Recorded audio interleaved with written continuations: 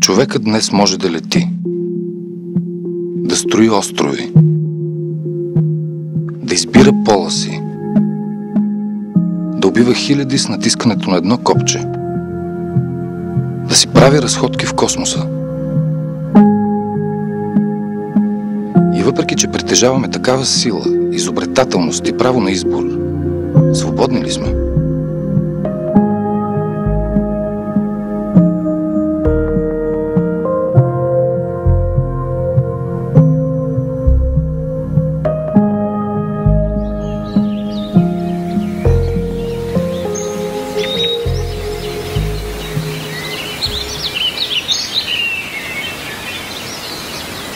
Алина е обикновено момиче.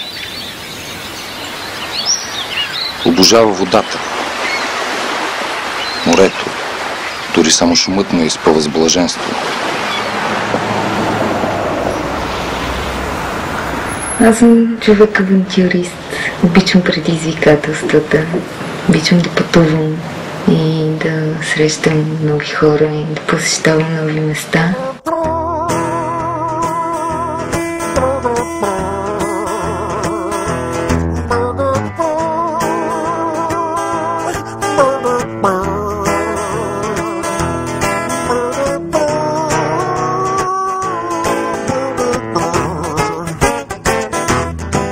Като малка аз си мечтах да съм принцеса и срещам моя принц и ние много се обичаме и си имаме кораб и пътуваме на кораб и обикаляме света.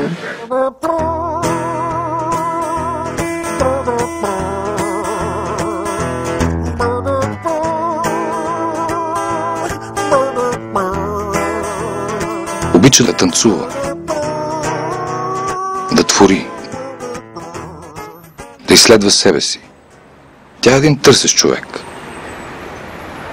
Алина мрази лак за ногти,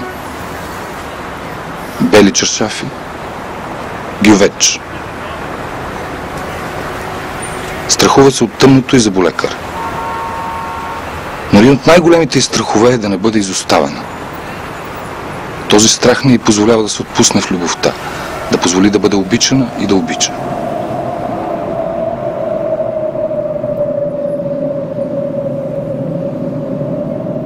Аз имам връзка от 3 години и почти през цялото време живея в един постоянен страх от това, че приятелят ми ще ме изостави. Това, че той не ме обича. И не точно, че не ме обича, той колкото и да ми показва чувствата си, по какъвто и начин да се държи с мен, в мен се живее едно съмнение, че той ще ме изостави заради първата срещната. И някакси, колкото и да ми показва любовта си, аз непрекъснато се съмнявам в него. Непрекъснато смятам, че той ще си тръгне. И че аз не съм достатъчно добра за него.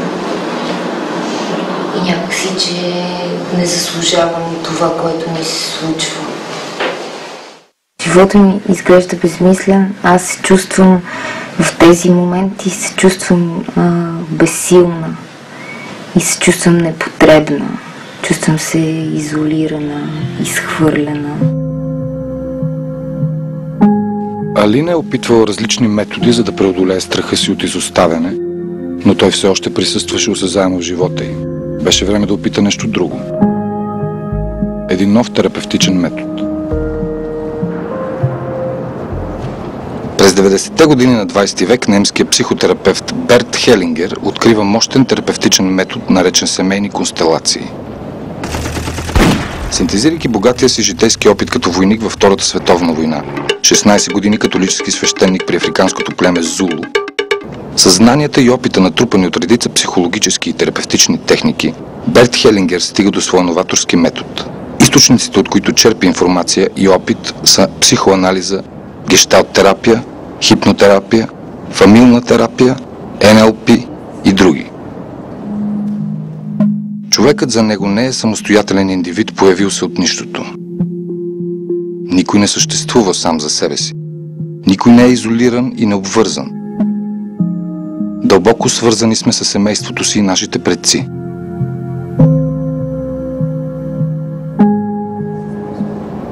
Now for every human being, his father and mother are especially important. Because that's how you come into your body, that's how you're born, that's how you come into existence. So it's not a question how you feel about it. For everybody, the parents are important, whether we feel that or not. So everybody needs to learn to come into a good relation, into a peaceful relation with one's parents.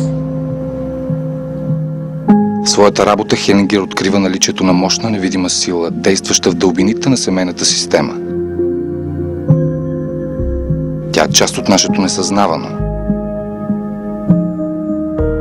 Оказва огромно влияние на живота ни, без дори да подозираме, независимо дали искаме или не. Берт Хелингер я нарича колективна или семейна съвест.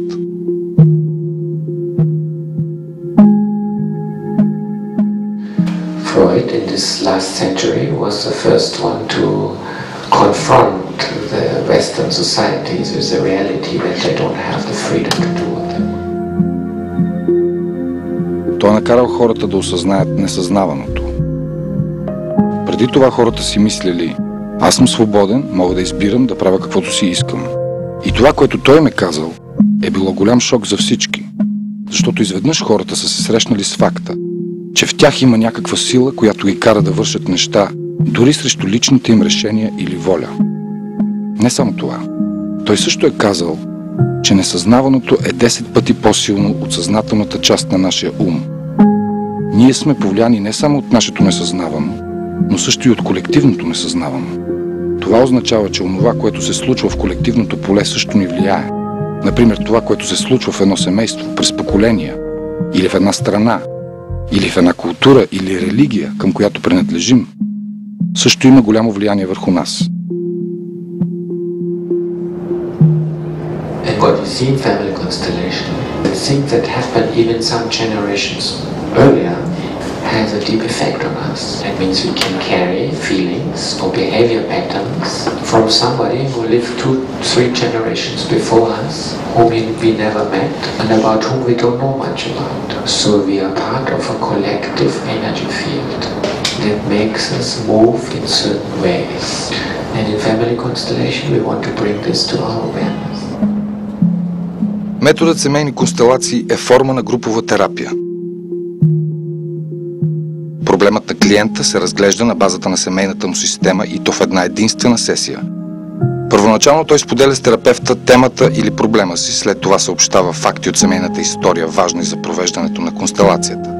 Такива факти са ранна смърт, аборт, преселване от една държава в друга, измами, нечестно забогатяване, убийства, участие във войни и други.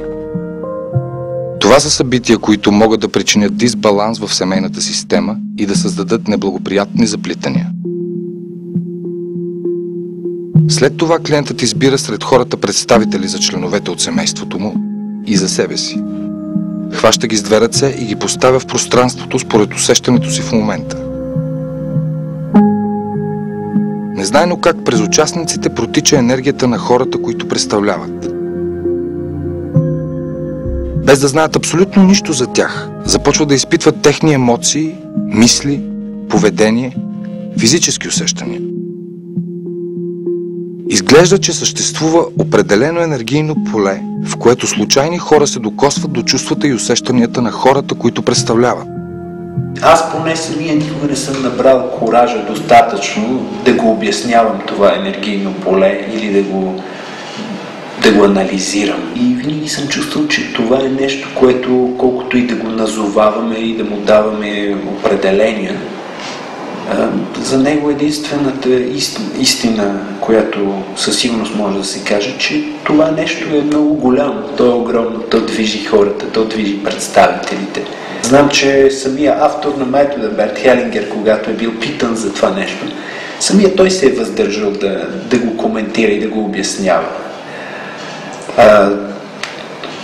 Той го е нарекал морфогенетично поле, но какво означава тая дума и защо да се нарича точно по този начин, това също е въпрос. Често се случва, че хората, на които се правят констелации, те самите след констелациите казват често: да, това бяха думите на баща ми, или той се държеше точно като майка ми, или по някакъв начин това бях аз, или баба ми прави точно това. Такъв тип неща често хората го казват, без те да са дали тази информация предварително, без да са го по никакъв начин да са показали, че този човек, който е представляван, би се държал по точно този начин.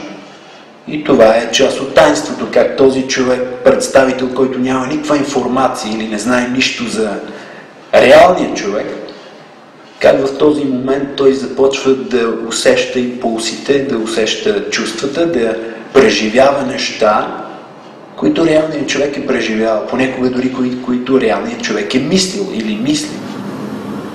По време на сесия представителите сменят позициите си и казват кратки изречения според инструкциите на водещия. Обикновено терапевтът не позволява на участниците да общуват един с друг. Това става чрез него. Изреченията, които терапевтът предлага, имат лечебна и трансформираща цел. Ако една фраза не е подходяща, човекът обикновено отказва да я каже или произнася думите без те изобщо да го докоснат, докато изреченията, които са изпълнени с истина, моментално докосват участниците. В идеалния случай ролята на терапевта или на водещия не е толкова голяма. Когато наистина водещия добре си върши работата, нещата се случват почти от само себе си. Водещият със сигурност не е... Той е по-скоро фасилитатор. Той улеснява този процес. И го подкрепя, помага до там, докъдето самата система е готова да се придвижи в този момент. Не е работа на водещия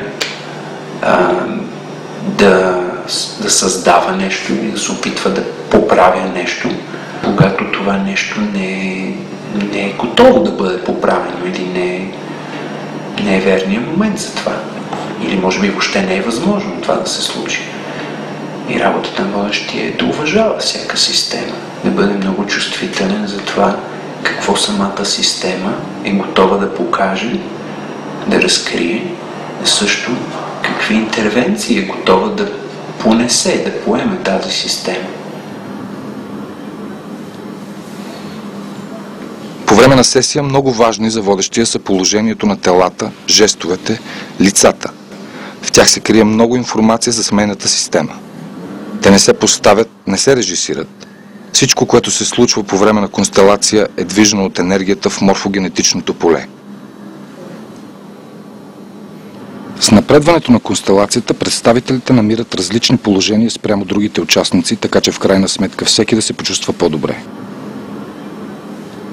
Клиентът остава пасивен наблюдател през по-голямата част от сесията, но много често към края на констелацията бива включен, като заема мястото на неговия представител.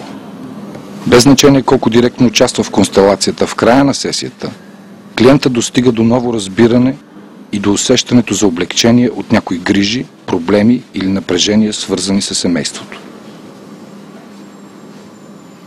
Присъствала съм може би на 5 или 6 групи по семейни констелации. Участвах в една семейна констелация, в която играх едно момиче, което баща й почива, когато тя е на 14-15 години.